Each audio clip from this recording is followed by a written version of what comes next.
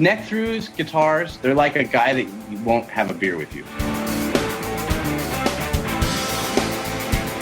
I want to hear what's pushing the notes.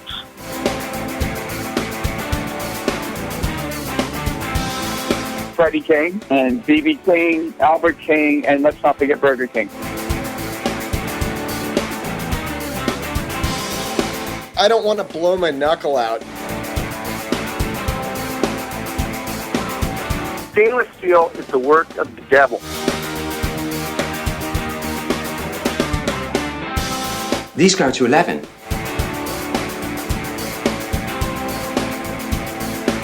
From the East Amplification Tone Labs in Baltimore, Maryland, it's the Amps and Axes Show. With your hosts, Jeff the Godfather of Low Wattage Amps Bober and Mick Marcelino. Well, good day to you, Mr. Bober. Good day to you, Mr. Marcelino. Hey, brother, the fans are doing fantastic. You guys are spreading the word. We can't thank you enough. That's right. You know, we couldn't do it without you people, so thank you very much. And make sure you tell everybody you heard it here first. That's right, because that's probably true. So we're gonna take a pause for the cause, and we're going to come back with our guest of the week, Mr. Leo Moracchioli. Hi, this is Ron Spursel from Spursel Guitar Tuning Keys, and you are listening to Amps and Axes. Okay, and we are back as promised, because we keep our promises around here, with our guest of the week, Mr. Leo Moracchioli. Leo, how are you? Yes, I'm very good. Thanks for having me. Oh, it's it was so funny, and I always have a story. You know me. Absolutely. I'm surfing through the internet the other day, and this was probably a couple weeks ago as we're recording this, and I stumble upon this heavy version of Highway Star. Okay. Right? And I'm watching it, and I'm going, man, this guy's killing this thing. And I'm like, he's playing everything. Keyboards, drums, singing it, playing the bass, playing the guitar. He's all by himself. And I'm going, this is amazing. I mean, it's like, first off, it's really good. He made it heavy, right? He took an awesome song and made it a little bit more awesome. So then I start going through the catalog, and I'm going, well, this is just crazy. And then I see Adele's Hello, and I said, we got to get him on the show. the metal version of Hello. Hello, metalheads. It's great. Yeah, that's the one that exploded. Really. Well, I guess anything with the name Adele attached to it is going to work. Right. It's yeah. It is so crazy. So Leo, Mick turned me onto these things, and it's like, wow, this is, I looked at it, I went, well, why not? Yeah. Why not come up with this concept, but just run with it, And you get to play all your daughter's toys. I mean, it's awesome. Yeah, exactly. It's great. So I'm going to do what we always do with our guests, and we're going to take a little trip in the Wayback Machine, and find out where you were born and raised, and how you got into this wonderful, wacky world of music, and then we'll get into the more wackiness of it, which you are, very pervasive in now. So give us a little history, Leo, if you would. Yeah, I'm born and raised here in Norway, in Stavanger. I'm half Italian. My father is Italian, but I've always lived in Norway and around the same place where I live now, which is far up in the fjords and mountains of Norway, all by myself almost. So I got into music around, I think I was 14. And started playing in bands and mainly being a vocalist. But I was always the type of guy who lived at the rehearsal space and just played everything and just was really, really into it. Never worked I never liked the 9-to-5 jobs. It never worked for me, and now I'm just really lucky to be able to make a living out of music. So. Well, you said you lived out in the fjords and the mountains all by yourself. I'm assuming with your family, but yeah. Was anyone in your family musical? Like, what gave you the music bug? I have family that play like Norwegian folk music, like the fiddle and stuff. but that was I was not really into that. But there is some history in the family of music, but not with the closest family. I just had an epiphany one day. I had a friend pull out the guitar from under his bed, like, look what I got from my dad. And I just saw the guitar and I was like, wow, this is it.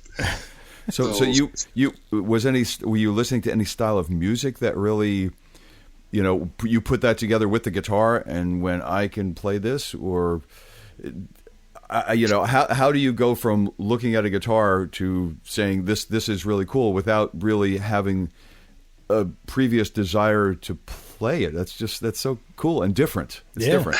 Yeah, I mean, I think you need to have that initial bug to keep at it and keep practicing, because it hurts in the beginning, like your fingers or whatever you do. And I remember getting the first Rage Against the Machine album from my brother right when they released it, and that really turned me on to the whole heavy kind of music. And then I got into Pantera and Sepultura and all this stuff, and I just picked up the guitar, and I've never had any like lessons and stuff. I always like played along to music, and I don't really know any like scales, but I just try to work by ear really. And wow. Well, that's a good job. Really good job. But the thing is, I wish sometimes that I knew more theory, but saying it another way, it's like it's good to be so open that I'm not locked into anything either, because you have to be like on the next level to mix the kind of styles that I do, because I get sometimes feedback from other players that how could you think of mixing these two scales together, and I have no idea what I'm doing, but it's just like it's coming natural, so then it's good in that way. So well, bottom line is if it sounds good, or if you have a concept and you're able to execute it, it and doesn't matter. You put out what you want. Yeah, I mean that's the bottom line. Yeah. Now, hearing where you started with with the Rage Against the Machine thing, how old are you? Just so we, because we don't know that part. I'm actually 38. 38. Okay. Yeah. So you're a young guy, and you're doing some cool stuff, man. Because and not only on just guitar, like he learned guitar and then learned to play the other instruments that he wanted to play. Like I guess by hanging out at the rehearsal studios, from what you said. Yeah, I always was interested in different stuff and started recording early on, so I'm really into the whole recording process also, so I know all the workarounds around this. I'm super into like layering all my vocals and layering guitars and stuff, so I know how it works. That's probably why it sounds pretty good compared to maybe demo stuff. Like the sound is what I'm maybe most happy about, and people are buying my music, like and not the videos, but buying the music, and that's the biggest compliment for me, that it can stand by itself as a musical piece, really. Yeah. I mean, right before we went live here, we watched the Johnny B. Good video, and the thing that I like is that you follow the song. And it's a little bit heavier. It may be a drop down, because you use a 7-string a lot. Now on that video, you use the 6-string. But then you have this bridge type part in the middle where it's just your own stuff. Yeah. Yeah. And these riffs, and it just intertwines. And that takes a little bit, man. It's a great interpretation of a classic song. It's hard, but it's harder, and then it has its own original parts inside it. It's cool stuff, man. It's imaginative. It is. Yeah, thanks. But that's what really keeps my creativity going. Also, having doing this stuff in the songs also.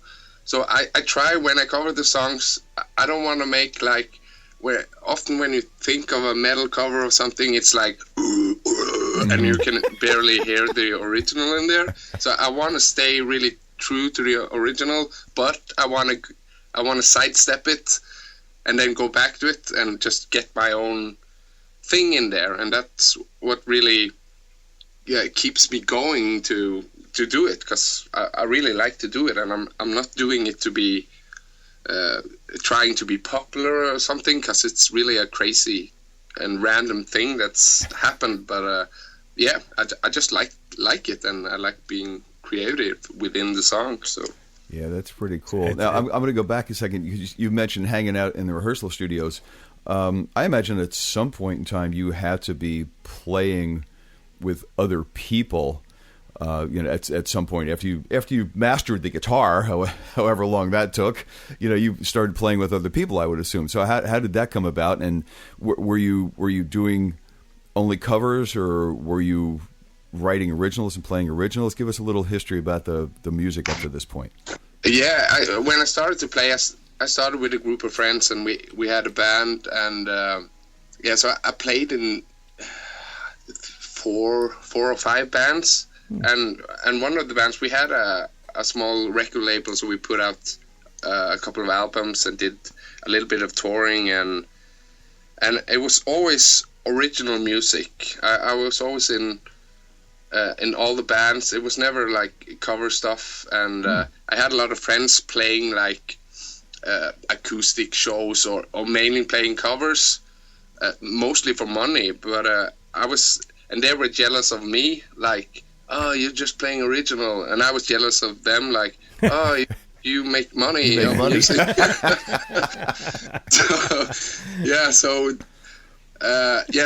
the story goes that I never made any money. I played for a case of beer for 10, 15 years, and then I bought the house here and moved in with my family, got married, and got a kid.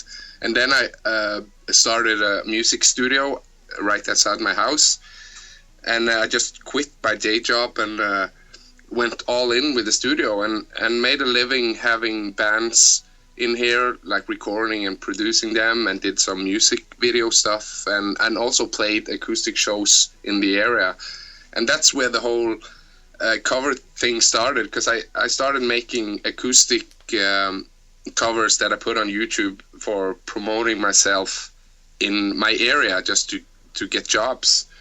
But since I come from a metal background, I just for fun did a metal cover of a Poker Face by Lady Gaga that I put out, and that it got like a million views. And then I thought, okay, yeah, this is fun, and I can do this. And then I started doing it. Like I sat down and I found out all about the licensing of the songs and getting the rights to sell them, and making money of the ad revenues on YouTube and stuff. And then I really went like I did with the studio. My mind was set to not to try to do it. I'm like all in, like this is gonna work no matter what. So and it did. Wow. Now you built you bought a house and then built your studio outside the house. How long ago was that? What year was that you started the studio? 2011. Not very Not long ago at all. Because I'm thinking to myself, a lot of studios, the real studios folded because people can record anything they want at this point, pretty much on their damn iPhones. Yeah.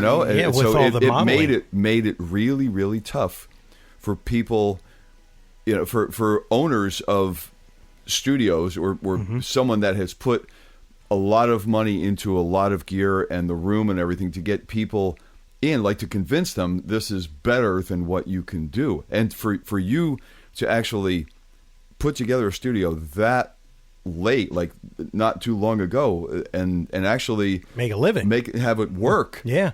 That to me, that's amazing. That's awesome. Yeah, it really worked, but it's not like such a big studio. It's what's in your videos, right? Putting millions of dollars into it either, but just having a place for local bands that either don't know much about recording or production in general. Just having I think it helped for me having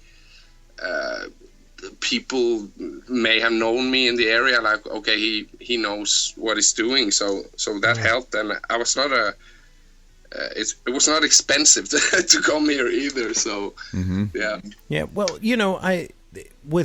even though you have laptops and all the modeling and stuff like that, and this is not you, because you can see your studio in some of the videos where you've got amps and you got a real drum set, and he's moving air on a lot of stuff. But the it takes that other talent on how to put all that together and make it sound good. Right. And if I'm telling you, our listeners, you got to check out these videos, because this is not a low quality thing. Not so much the video, but the audio quality is like, it's as good as anything that you could go out and buy right now, whether it be a band like Slipknot or just Leo's stuff. It's like you put those two together and you go, well, it sounds just audio as good. Quality is comparable. It's like that's awesome to hear. But that's a talent. Oh, absolutely. And we've talked to engineers, audio engineers, and that thing is. It's just because you're a musician doesn't mean that you can do this other piece. That's for sure. Because a lot of times it can really sound, pretty bad. Right. But like for me also here in the area, there are many guitarists that kick my ass on playing guitar. But it's something about producing the songs and you have to like do it. There's so many people, like musicians, just talking and not really doing it. So first of all, just go. If you want something, you have to go and do it and put the work in to do it. And knowing a little bit about everything from recording and being able to play the stuff and promote it in the right way is it's essential. And I feel lucky to have a knowledge on many things, so I can put together like a package thing. So that's great. Cool, you don't have to be Yngwie Malmsteen. Just figure out a little bit of each stuff, and then it can work. Well, Yngwie's not everybody's cup of tea. He's fantastic at what he does, but you don't have to be that to make really good noise, and I think having that approach that you took without having like these heavy kind of influences, it's made you your own player. It's sort of like it was a clean slate and he just wanted to play and figured out how to play the he had instrument. Some heavy influence. He started, with Rage. That's kind of, whack you upside the head kind of influence. But when, coming out with what I mean is like doing all the original stuff. Yeah. And not really concentrating on figuring out the stuff that, he was listening to. Trying to cover things, that, you kind of set your own voice early on. It's true. Yeah. And he's got, it's so funny watching these things because I'm like, when you look at it, I'm going, he's got 29 million hits, and he's jumping around in the studio. He's playing all four instruments, and then you got Pete from another internet sensation guy, the other guitar player. And I'm going, if you look at the video production, now granted, you got cameras everywhere, but it's not like you were in location somewhere on the top of a mountain and you had to have a drone flying around you. Right. This was done pretty much in your studio. And I'm going, he got 29 million hits. And it's up to 30 today. Wow. So, that's pretty amazing in itself. Mm-hmm. And my question is to you, because we're always curious about this, and we haven't talked to anybody that's like an internet sensation, and I would put you in that category just because of the sheer numbers. Did YouTube contact you at some point and say, hey, we need to put advertising on your page, or how did that work? No, I have talked to like some Google folks, but that's mostly I have like a YouTube network that's helping me with like business things, but then they're not connected to YouTube directly. But I've been in some meetings with Google and YouTube, but that's mainly because they did a bunch of meetings with Norwegian YouTubers, and that was before I went like big like I am now. That's weird to say, but no, I don't get so much contact from YouTube now, or but there's many YouTubers. I'm not like, I don't see myself as a, like you say, an internet sensation. It just sounds weird in my ears, and I don't necessarily want to be that either. I just want to do what I do, and if people like it, that's great.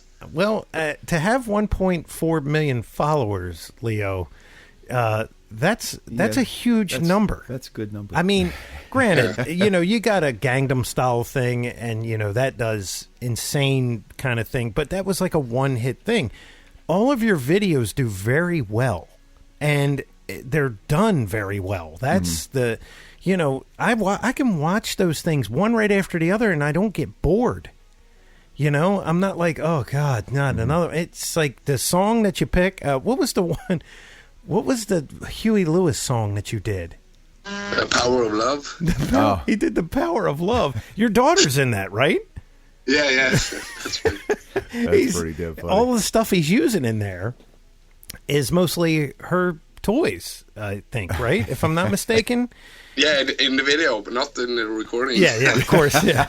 And what I like is you kind of show your hand, because there's one where you do the video, and then you say at the end of it, there's a annotation, and it says, if you want to hear the real audio that's going on right now, click here. Oh, that's funny. I did, and it's you on this little tiny beginner drum set, and it's just horrible. I mean, it's just of course it is. And then the ukulele, and it's just going, and it's so funny because when you don't hear the music, right, it just doesn't even fit.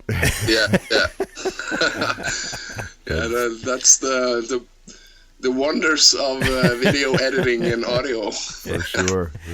Now, do you still play out with a band? Do you go out live or solo and actually make music out live? No. I did.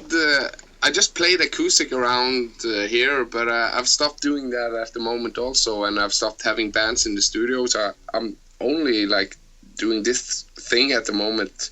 I've thought a lot about going out and playing live, but I'm a little unsure on how to do it.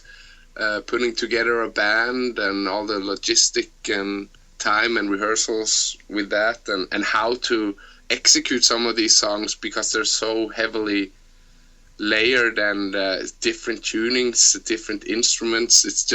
It was never meant to be played live. So I'm just scratching my head. It would be fun to do it, and people are reaching out for me to come here and there to play also. But it's really nice to just be myself, because playing in a band can be like a family also, and good and bad. So it's not always tempting to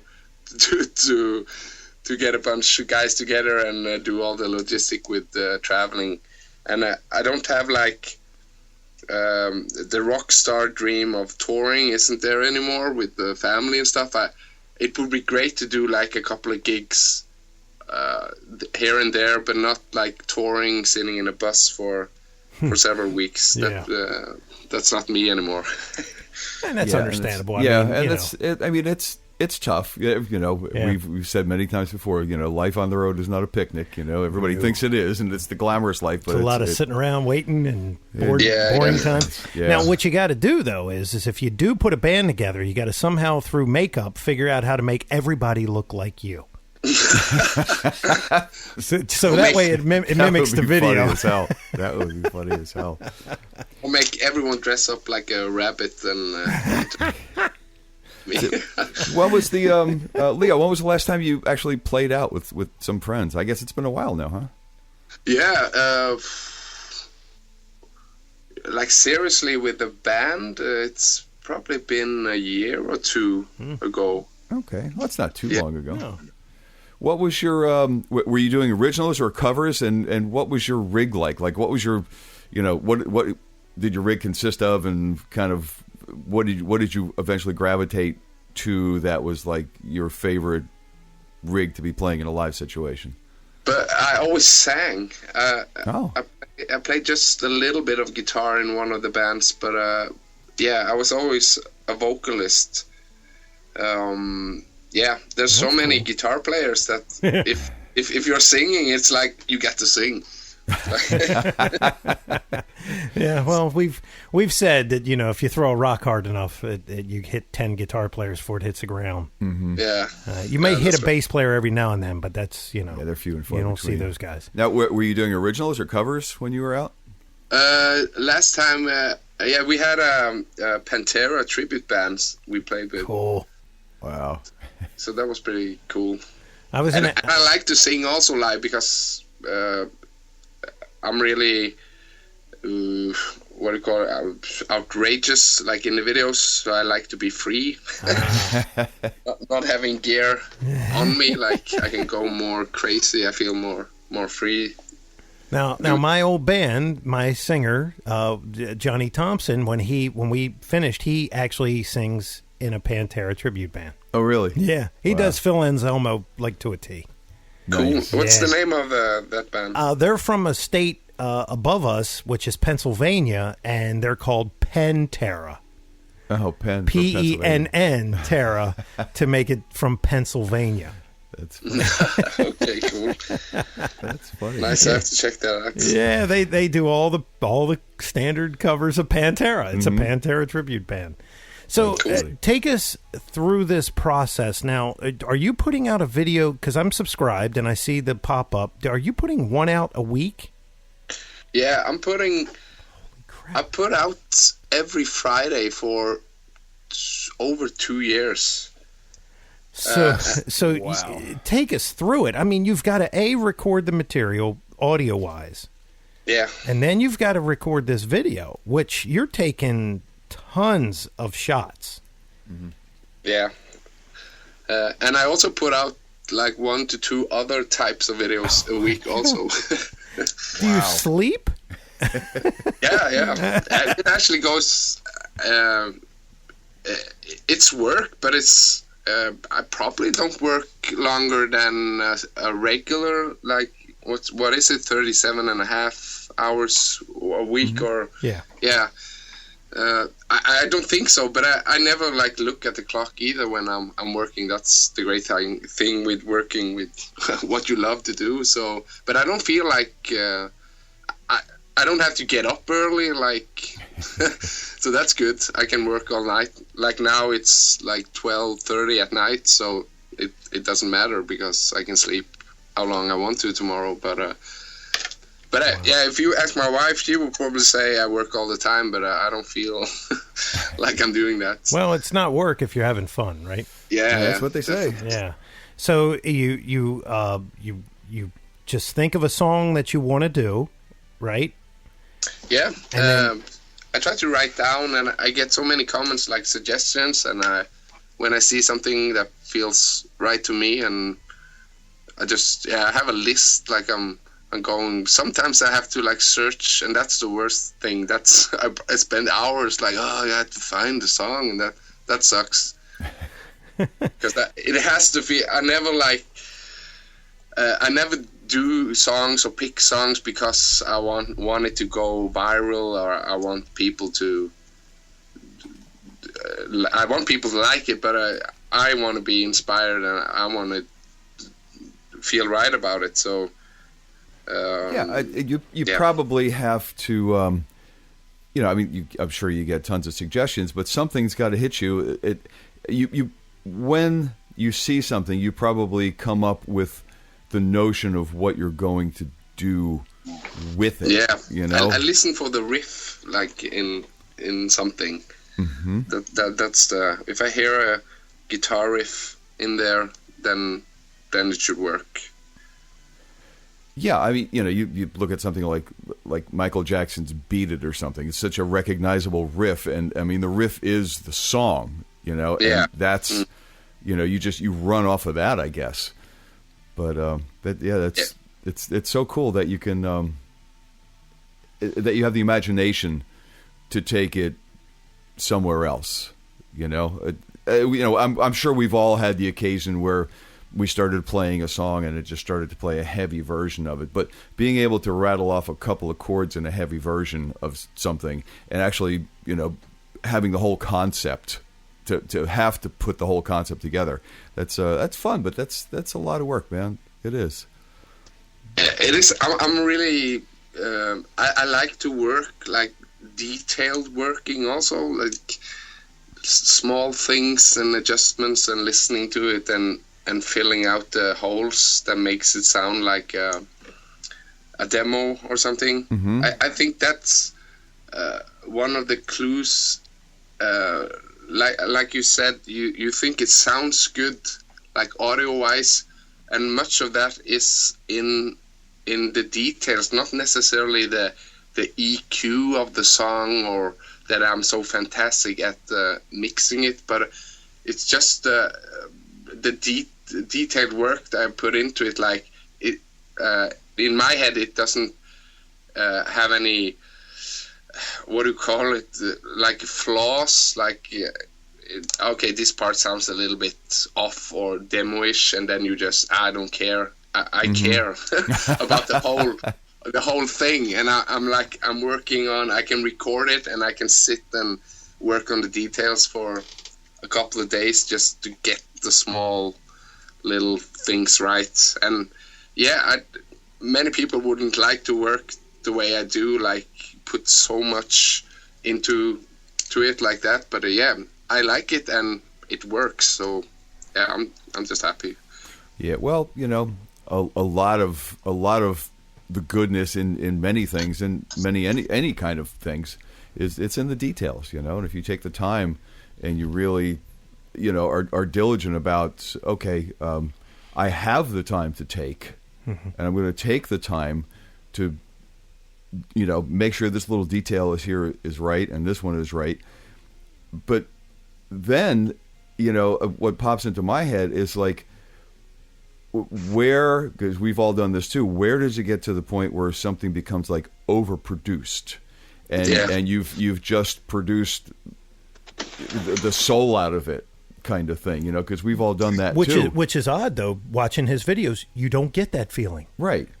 You know what I mean? And it's thick. But like he was saying, he works on all the details. Like this part sounds a little demo-y, so we're going to fix that, and we'll put this in here, and it doesn't sound like it's overly cluttered. It doesn't sound like you've put 16 tracks in some place that could have done very well with 2, and you just overproduced it to the point where it's so perfect that it doesn't have a life. Yeah, and I guess what I'm trying to say. We've all done that, but the cool part is he's got the space.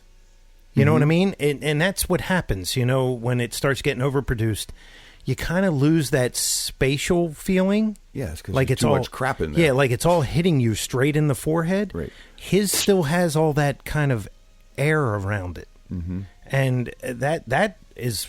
Now, I can't believe you do that in one week. What is your like? What's your DAW? What do you record with? And software. Is there any special hardware that you like?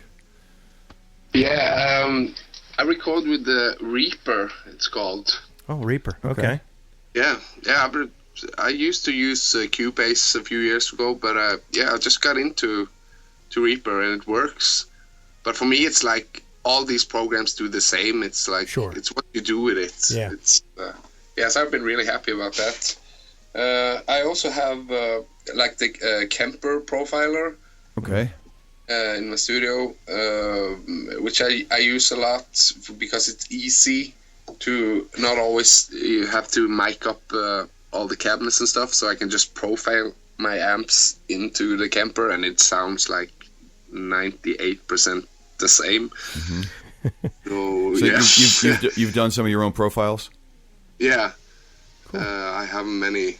I've done all my amps in there. Yeah. That's cool. What else do I use?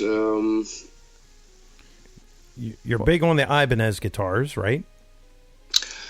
Yeah, like my main guitar since I was young is an Ibanez, but now I'm also I have a lot of Chapman guitars. Chapman's good, yeah. Yeah, because I'm an artist with them, and yeah, I just really like the guitars, and I like the people also. That's the almost the most important thing. Yeah, like they're great guys, and not like a super big company. Although they're starting to get quite big recently. Yeah. So. Well, the internet has done them wonders too. Yeah. Now, definitely. I have a question. You did a video where you were at NAMM, right? Yeah. And that was cool because what he did is one, you looked like you were outside, but you wore a wig, right? Yeah, okay. That's right. And then he went to a microphone booth, and were you singing during that recording?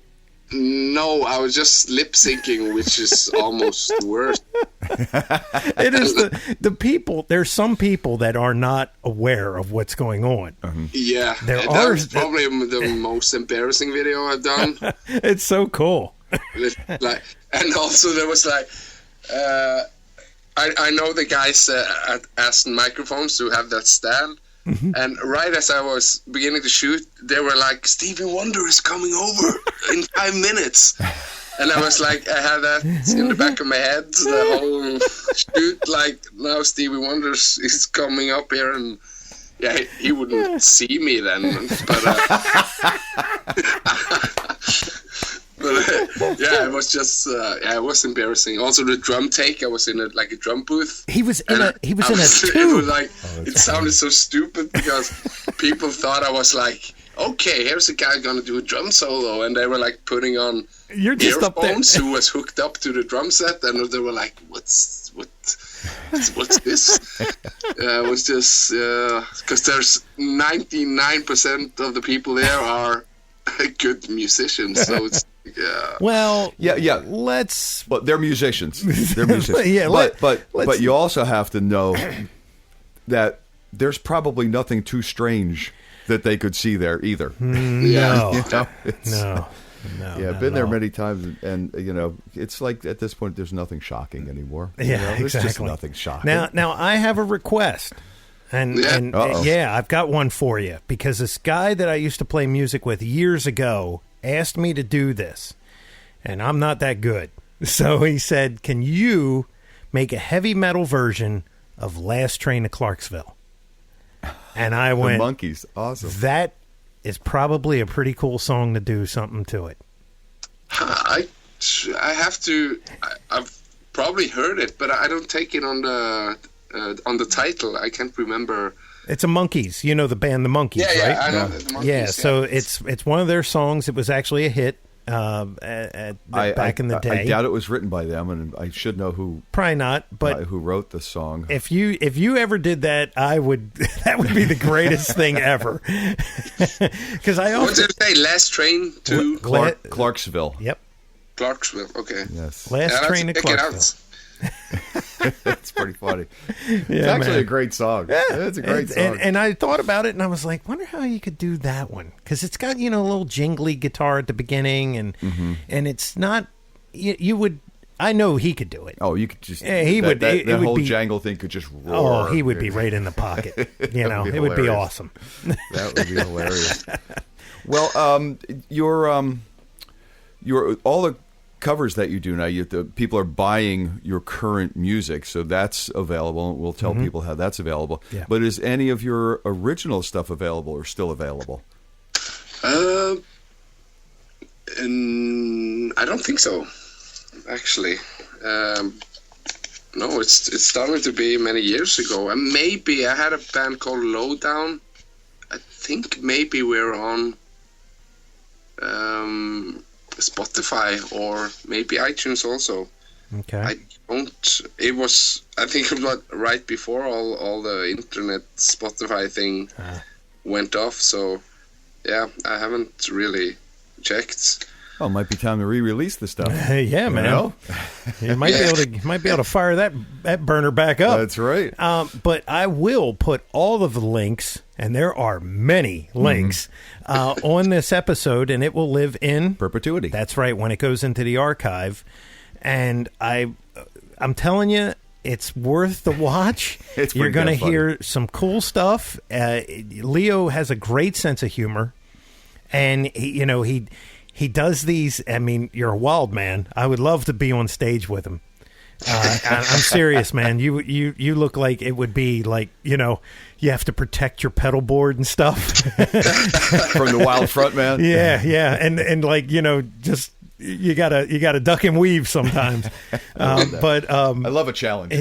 You pull it off great. The recordings are insane. I can't believe you do it in a week. That is amazing. That's called being proficient. That is, yeah. And I agree with you on the whole doll thing. Basically all of that stuff does one thing, and it's record. And they can't really move the knobs around too much because they want you to record. So the look and feel kind of goes from, thing to thing. I mean, I use Cubase, I use Pro Tools. Of course, we have GarageBand. It all kind of looks the same. I can find the record button. So there you go. And then everything else is VSTs. And if you're using the Kemper, you're probably not plugging in too much, are you? Probably on your voice and the overall mix, I imagine, right? Yeah, that's right. That's when you start going with the crazy compressors that they have in there, and and limiters and all that stuff, because you don't have the onboard gear anymore, or the outboard gear. Well, I mean, they're still making a ton of that outboard gear for higher end stuff. Well, Steve Vai is the only guy that can buy it. So probably. I want his studio. Oh, and Yngwie Malmsteen. And Yngwie, exactly. Yeah. Yeah. Although I did see. It was like a rig rundown, but it was a little bit different for Steve Vai. They actually did the studio part, not so much the guitar part. Oh, nice. Yeah, I've seen that. Did you see the monitors that he has? Yeah, the big ones. Yeah, those things, what were they, like $50,000 a piece or something like that? Yeah. Wow. Yeah, it was crazy. I got to tell you. Who's hearing warrants? I was going to say, I have a ringing in my ears that I'm not sure 50 grand could repair. Well, it's not only that, it's 99% of it gets relegated back down to these tiny little things that you call put earbuds in your ear, right? Blow my eardrums out. Yeah, man. Yeah, that's pretty but crazy. I guess in order for it to be the best that it can be in as tiny as it finally gets, you got to start out having it the best possible, And Steve is one of those guys that, and Leo knows this. I mean, he makes an album sound like it's 50 foot tall, and you go, did you do everything, or was there a guy that came? You never know, I mean, but then again, nowadays he's probably putting that stuff on vinyl, like high end vinyl and things like that. So, and people are playing it with $100,000 or more. I mean, he has an app out there that tells you how every single microphone ever made reacts, what it's used for. It is insane. Wow. It was an app that was not online. It was in a book. I forget what it was called, but it was a reference guide for like all these condenser mics and stuff. So Steve obtained this thing, and through his other company, when we talked to Andy Alt, and I forget the name of it, he developed an app. And that app you would just say, hey, I got this, let's just use an SM57. It would tell you good for guitar speakers, good for snare drums, and it would just go down the list, and it would say, place it, and it would give you all these dynamic ranges and stuff. Steve... we used to have to read all that stuff. Now you can just look at your phone and everything's there. Yeah. Wow. I need that app. Yeah, I've heard of it. I have to. If I find out, I'll email it to you. Look, if you get that app, then you're going to wind up spending money on microphones, and it's never going to stop. Yeah, and let me tell you, some of those Newmans are like $15 grand. Yeah, it's like. When I went into, and I know this is a whole side thing here, but I went into the music store probably 3 months ago, and I'm looking. I was in the pro audio section, and they had some type of Sennheiser thing, whatever, and I didn't even glance. And then I looked back, and I was like, "Is this price tag right?" And the guy goes, "Yeah." And I'm like, "That's $12,000." And he goes, "Yeah." And I'm like, "I'm in a Guitar Center. Can you hear $12,000 worth of microphone? I'm like, I don't know. What are you using a $12,000 mic for? And who is coming into this store to buy that mic?" And the guy was like, "Well, that's a high-end mic." I was like, "I understand. Really? I'm really with you. But who's walking in with 12 grand and change and handing it to you?" Well, I don't think Leo is using a $12,000 mic. Am I wrong, Leo? You're not using a $12,000 mic. No. His stuff sounds just fine. Now, I have one question. Okay. One last question. Okay. Are you using GoPros? What are you using for your video stuff? Because it's really high quality. Yeah, thanks. I'm using a mixture between a Canon DSLR. Oh. And I have some GoPros also. Nice. Whenever I do like the shots where it's on the guitar or like the action shots, it's the GoPro. But you got them mounted to the guitar, right? Yeah. And but the DSLR look more cinematic, so I like that for everything else. My daughter has one of those. Oh, nice. And she shoots all of her video with it. Wow. And I'm like, it's so weird because it's a camera. It's a camera, right? But it shoots crazy high def, and I forget what. I don't know. It cost me a lot of money. It's the lens, you know. It's Yeah, the lens. Yeah. It's the lens. And there's 4 of those that I bought. Oh, nice! Wow, he is shooting some good video. Oh yeah, it's kind of. Well, Leo, of course, the drone also is very cool to have. those drone cameras are actually awesome cameras. People are actually buying the cameras now without the drones. They're just buying the cameras because the cameras are so good. Yeah. It's crazy. Stable cams and everything else. I want one for a toy. Gotta have one. Yeah. I can justify with using it for work and not just fun. So there you go. So it's Frog Leap Studios, right? Yeah, that's right. And that's your company. That's where it's all located. And when you go on YouTube, you want to look at that. Like I said, all that stuff will live out there. Yes. And all of our listeners have got to check out your stuff, man. That's pretty cool. So Thanks for the plug. Leo, anything else we didn't cover that you want to cover? No, I think we're rapidly approaching 1 a.m. at Leo's house. So. That's right. Yeah, that's no problem. I'm not going to sleep yet. Oh, really? Yeah. He's got to get a video out this Friday. Yeah, there you go. Yeah. Well, best of luck with that, Leo. We're not going to hold you up anymore, but thanks for taking the time. Really appreciate it. And best of luck, man. And, you know, if you ever put that lookalike band together, shoot us a video. And don't forget Last Train to Clarksville, man. There you go. Yeah. Because I wrote it down. So it's only been 25 years, but I can still call my friend and say, look, it's done. It's done. Right. That's hilarious. Well, Leo, thank you very much. Have a great, I was going to say rest of the evening, but have a great morning. Have a great morning. Yeah, thank you. Thanks for having me. All right, you're welcome, man. Take care. Yeah, bye-bye. And there you have the story of Leo. Pretty cool, huh? He's, yeah, I mean, you stumbled upon that, and I went, why not? Well, I mean, why not? You know, I really had to find out whether actually this was his dream in life or whether he just, you know, stepped in it and everybody liked the way it smelled. You know, whatever. I don't know. Man? It's like, wow. That is such a crazy gig. Yeah. You know? Yeah, I'm not playing anymore. I'm not taking anybody in the studio because why would you? I make a video a week. I make a video a week. Yeah, that would be my answer. Yeah. Why would you? Exactly. You know? I don't have any cars parked out in the driveway. Right, except for my new one. Yeah, exactly.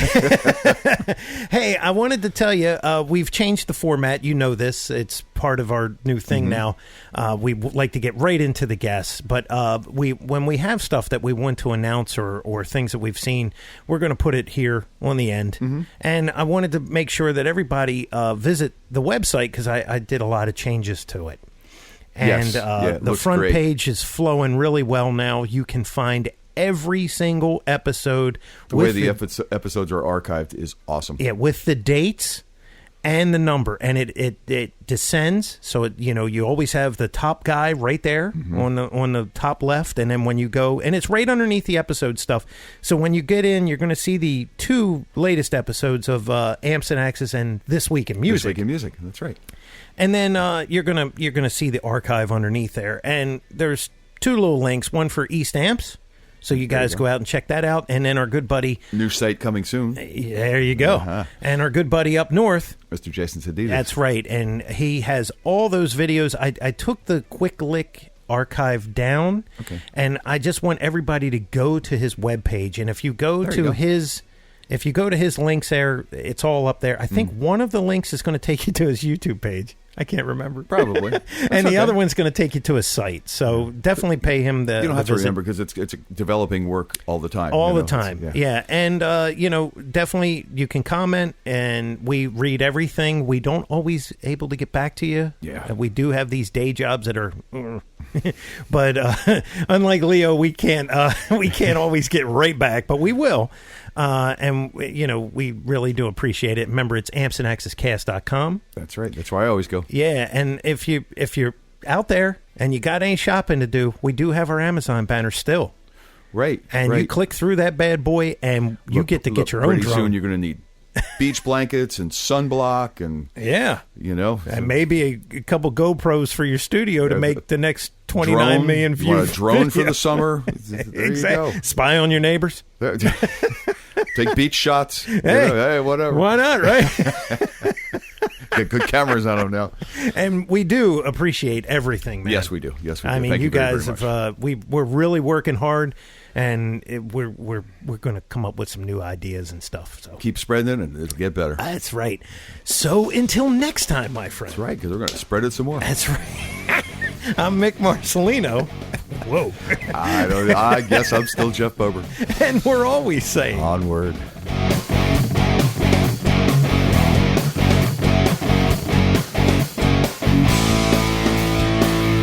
Be sure and follow the show on Twitter at Amps and Axes. Also, make sure you like the show on Facebook. For news, comments, and everything else, visit the webpage, ampsandaxescast.com. Thanks for listening.